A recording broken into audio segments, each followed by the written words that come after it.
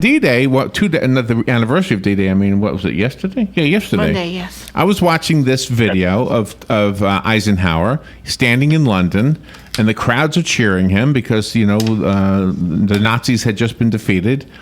And so when we're involved in a world war, I'm guessing there's a lot of countries that we're involved in one way or another. So does the statement that we've been involved in war include the countries that we were liberating? Like, for example, we invaded France, but we didn't invade France. We invaded Germany occupying France. Correct. I mean, that you're right, that the invasion 72 years ago on D-Day, June 6, 1944, it was a cross-channel invasion, but it was also certainly a liberation as well. And I think that we defined invasions as armed Americans fighting in a foreign country. And clearly we fought in France, so we considered that, and for our purposes, an invasion. I see.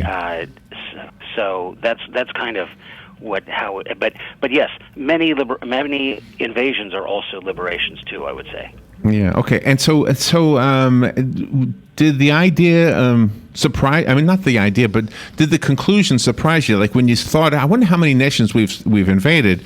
Did you start doing research and think to yourself, "Wow, I had no idea." Right, we did. My co-author is English, and he wrote a book called All the Countries We've Invaded, about Britain, about British military history, about how Britain invaded 90% of all the countries in the world. And his book was organized from Afghanistan to Zimbabwe with a chapter on every country. And so I read that, I reviewed it, and then we became friends. Stuart Laycock and I became friends, and together, as an American, I was curious to see how America would compare to Britain. And we don't have as much history, but we've kind of been catching up in the invasion category. Is that right? Now, when we became America, and even before we became America, I guess we were still Britain technically at that point, we were invading the Native American nations, the Cherokee Nation, for example. They didn't regard themselves as nations in the same way that Europe did. They had a different way of, I guess, creating boundaries, but nevertheless, we invaded them. Sure. We're actually working on a second book right now and our first book is America Invades, and it looks like at America going out to the rest of the world, going through all of these countries and seeing what America has done throughout the world. But our next book is actually going to be called America Invaded, and that's going to be a state-by-state guide. So at the end of the day, you'll have this 360-degree view of American military history. The state-by-state guide will have things like, how was Florida invaded, for example? Yeah, and we'll talk about engagements with the Native Americans, just like you're talking about. Well, I hope you come back for that one too. That sounds fascinating as well. I mean, we all have, and probably every town, at least every county in America, has these roadside plaques that say, "Here's where the Battle of something happened." Right? I mean, they're all over the place. That's right. Of course, Gettysburg in Pennsylvania, American Revolution, Civil War battles. I mean, that we don't maybe realize how much America has been fought over as well. And that there was a winning of America, so to speak, from the British and to expand westwards and so forth. So using 1776 as a starting point, even though we were around before, but just using that, what was the first country we invaded and why? Well, I reproduce a letter in the book that was written on behalf of James Van Rensselaer, who was an ancestor of mine, who was involved in an invasion of Canada, and his commanding officer that he refers to was actually Benedict Arnold, and that was he was at the Siege of Quebec, which actually took place in 1775. So it was even before the Declaration of Independence. So his letter is actually dated March 17th, 1776, and he's basically asking to go home. I think he might have been a little cold in Canada, but he's a native New Yorker. But so that I kind of reproduced that in the book. So as a very maybe the first American invasion or invasion by Americans at that point. So in that case, why did we invade Canada? What was the purpose? Well, we were fighting against the British, and the British had outposts there, and we weren't sure whether the Canadians, whether the people up and there wasn't really a Canada at that time politically. and that didn't come along till later. But it was the area that we would call Canada today, I of see. course. Okay. And so we weren't sure whether they might join us in the rebellion, or some of them might be sympathetic. And we actually tried to invade Canada again during the War of 1812. Here, when the British. Yeah, when the British burned the White House, that was a retaliation for our burning buildings in York, Canada, as well, which later became Toronto. Here's the question I have that is, I'm reluctant to ask it because I don't want people to take my question to mean anything from me. But I'm just curious. I mean, do we have countries that we've invaded that we should be embarrassed about, or have all of our invasions been to liberate or to be the hero in some way? Well, I would say we tried to not write a political book or a partisan slashing book attacking or being a polemic against, neither for nor against invasions. We tried to present the facts and let readers make up their own minds of whether this was a good idea or bad idea or a bit of both. I mean, if you have to, pin me down, I think the truth is there was a bit of both. I mean, that there have been invasions of which we can be, I think, extraordinarily proud. I mean, such as D-Day, which we had the 72nd anniversary yesterday. That clearly the world would have been a darker place had it not been for that invasion and for bringing the Nazi regime to an end, liberating the death camps and all of that. So I think that's true. But on the other hand, are we a perfect people? No. Have we ever made mistakes? Have we ever not lived up to our ideals? Probably yes. So and the book goes through things that have obviously not gone as well as too.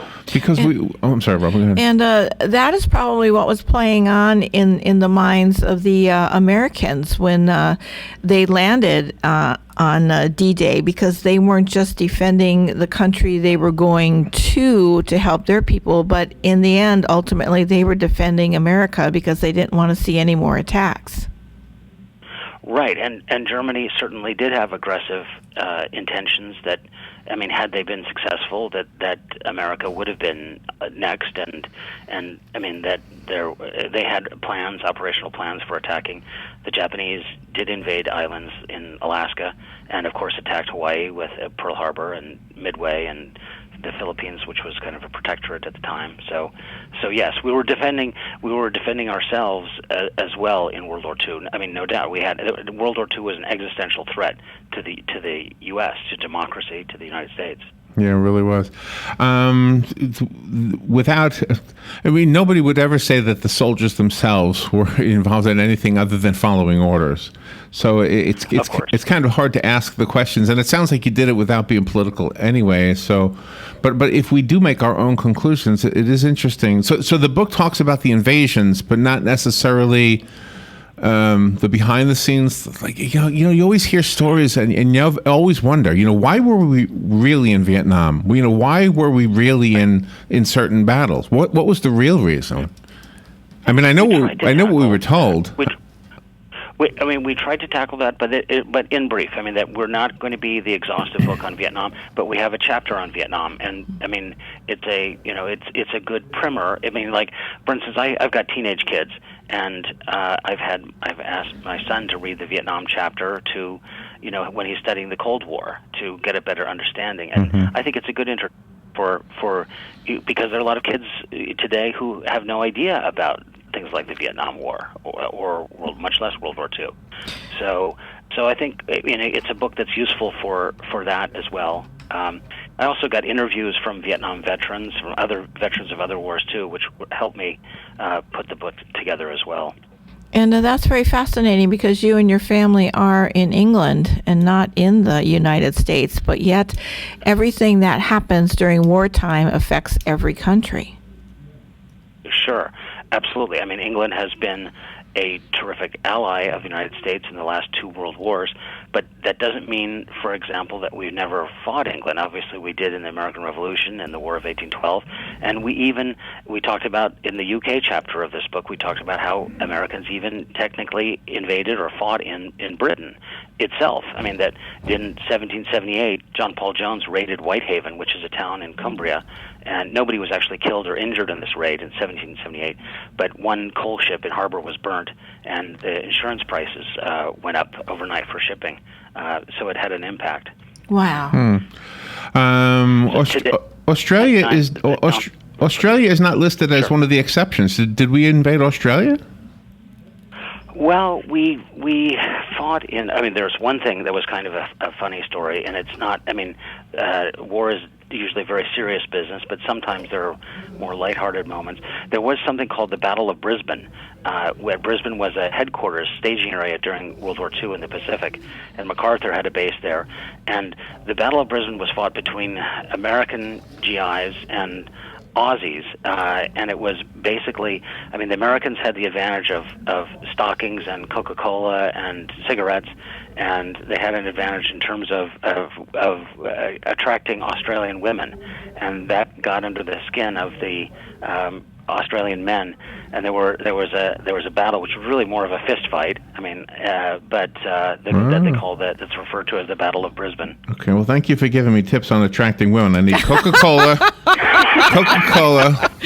nylons. That's right. I never knew. All right, let's take a little break, and let me ask your permission to allow phone calls to come in. Are you okay with the callers calling in? Love to. With questions? Okay, we would love to have callers calling in. The number is 622-9622. We'll be right back. Christoher Kelly is our guest. His book is called America Invades, How We've Invaded or Been Militarily Involved with Almost Every Country on Earth. And I got to ask about South America. I'm so ignorant about all these things. We'll be right back. The weather is brought to you by myfwc.com. Safe boating is no accident. Mostly cloudy, breezy, and humid on this Tuesday with a couple of showers and a heavier thunderstorm in the area, high 85 to 89. Mostly cloudy Tuesday night with a couple of showers and a thunderstorm, low 72 to 76. Wednesday, mostly cloudy with showers and some heavier thunderstorms with flooding downpours, to high 85 to 89. Thursday, clouds and sun with a shower and thunderstorm or two, high 86 to 90. From the Florida Weather Center, I'm Joe Lundberg. Hi, this is JP from Penn Flooring here in Ocala. I would like to invite you to come in and visit our spacious showroom where we have solutions for every style and budget. From wall-to-wall carpet to hardwood floors and tiles, we have an unsurpassed selection of flooring. At Penn Flooring, we've provided quality customer service with a family touch for over 25 years. Visit our website at pennflooring.com or come by our showroom, 1201 Southwest 17th Street, just over the bridge. Penn Flooring, quality customer service with a family touch. Here's what you may have missed on the John Tesh Radio Show. Men who are coupled up are also more likely to go to the doctor because, of course, like my wife, the woman in their life insists that they go.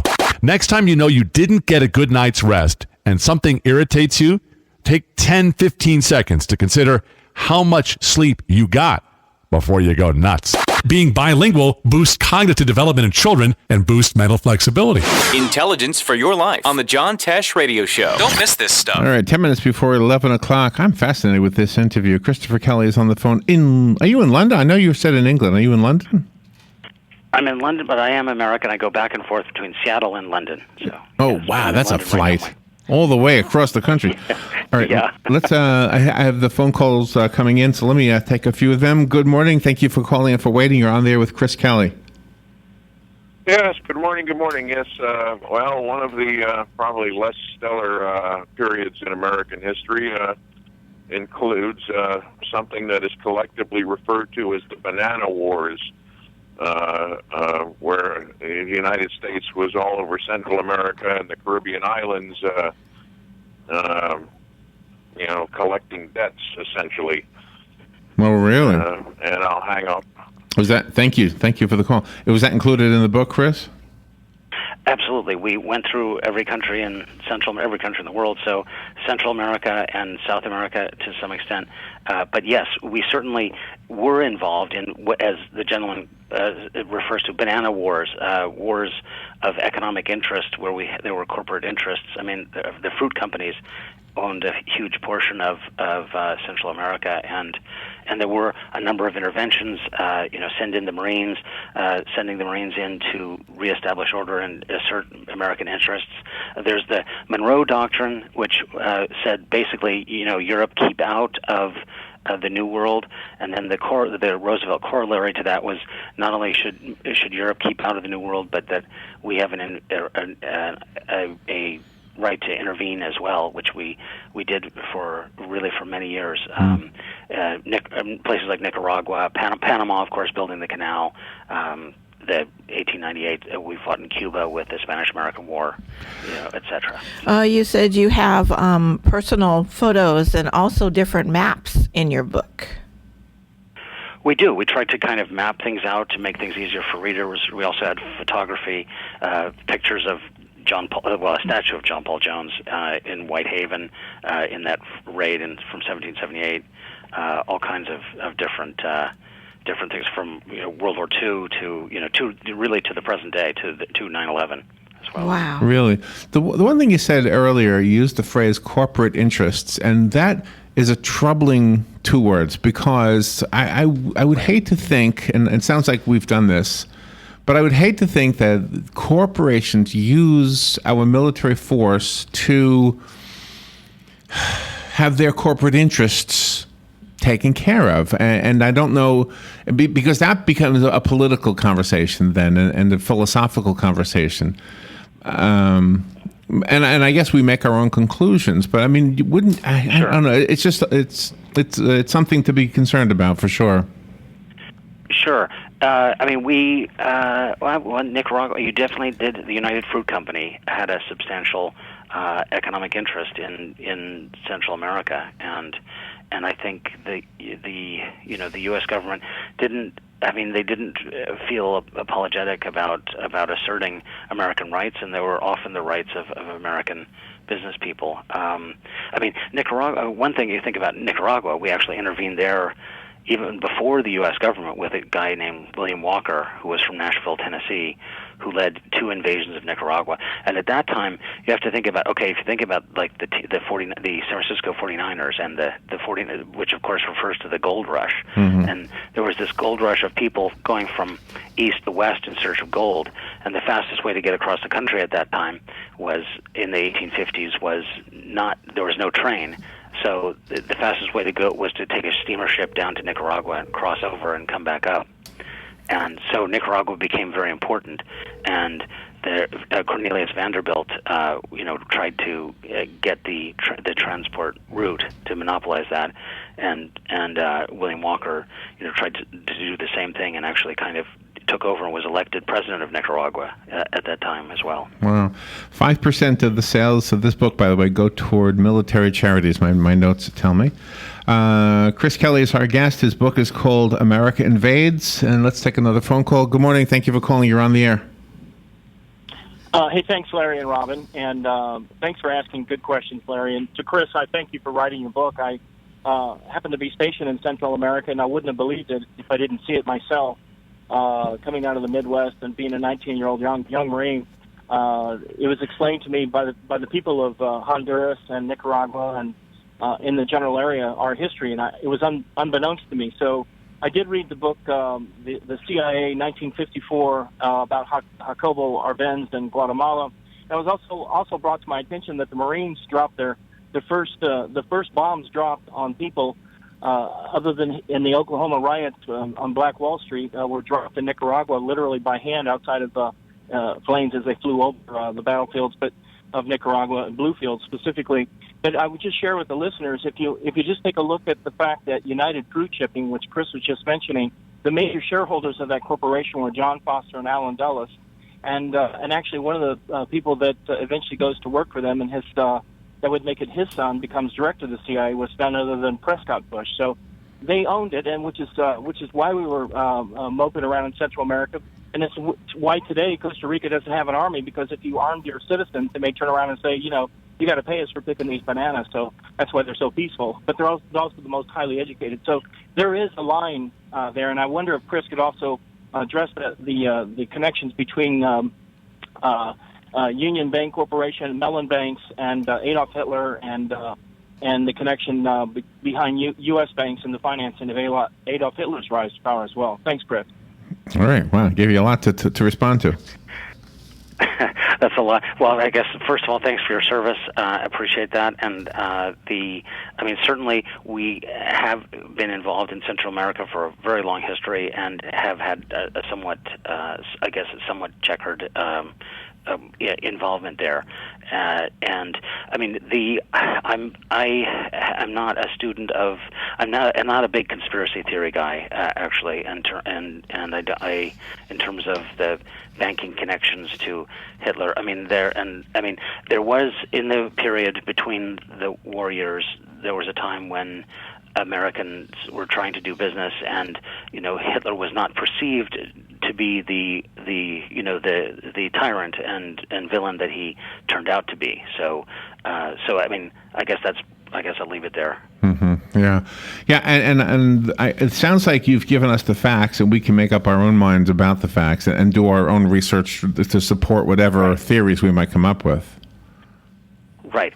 And I mean, I wouldn't say, personally, I'm not isolationist. I believe that America's engagement with the world has been productive of peace in many areas. I mean, Europe, for example. I mean, the European continent has had 71 years of peace since World War II, which is really unusual in the whole history of Europe, which has been a kind of a blood-soaked continent. And that's true with the exception of the breakup of Yugoslavia. And so that is, American military involvement, the work that American servicemen have done over with the Cold War, with the World War II, has contributed, and I think continues to contribute to that peace. And frankly, as expensive as the military is, it's a lot more expensive to pay for war than it is to pay for peace. Wow. The book, again, is called America Invades. Christoher Kelly is the author. And let's make sure we give the listeners some information so they can look up the book. When was it released? The book came out in 2014, and we have followed up with another book called Italy Invades, How Italians Conquered the World, which just came out last year as well. So, really? And that's you at it at ItalyInvades.com as well. And America Invades is our website for this book. Okay, so just go to AmericaInvades.com, and gosh, I'm looking forward to the other one too. Well, come back when you have America Invaded, I think is what you're going to call it, right? That's right. That's for 2017. That ought to be interesting. Chris, thank you for being on the air with us, and this is an insightful book, and you know what? It might just contribute to us waking up a little bit, and maybe, even though it's not a political book, it might give us some ammunition when we go to vote for different things, or when we write letters to our congressmen, or whatever we do as individual citizens to express thoughts for or against any military involvement around the world. Sure. Very good. Thank you, Chris. Thanks for what an insightful conversation. Thank you. We'll take a break. We'll be right back.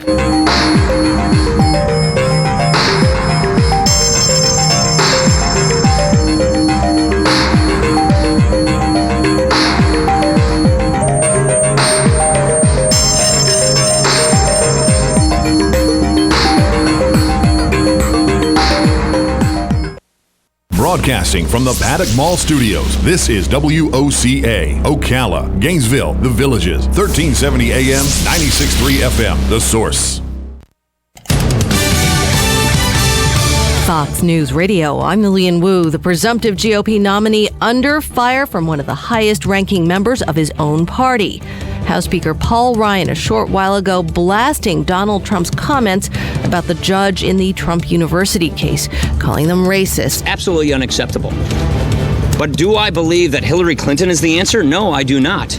Democrats, meanwhile, vying for primary day votes across 6 states. One big